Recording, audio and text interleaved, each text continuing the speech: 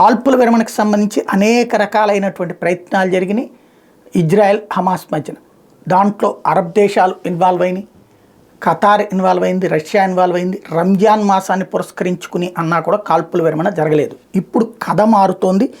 తాజాగా ఏంటి అనేది చెప్పలేరు కానీ Hamas official has said that the Gaza militant group has sent a realistic cease fire proposal to ఖతారీ mediators claiming that Israel cannot reject the offer. Hamas recent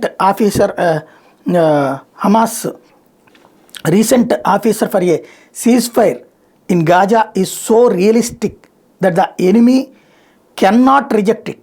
Hamas Lebanon-based official Osama Hamadan said as per Press TV. The proposal has reportedly revived truce talks as Israel has sent a delegation led by Mossad chief to Qatar. ఇది ఖతార్కి Mossad నుంచి ఒక chief వెళ్ళారు. వాళ్ళకి ఇప్పుడు Hamas తీవ్రవాదులు ఇచ్చినటువంటి ప్రతిపాదన ఏదో రిజెక్ట్ చేయలేనటువంటి ప్రతిపాదన అంటున్నారు. అదేం జరుగుతుందో చూడాలి.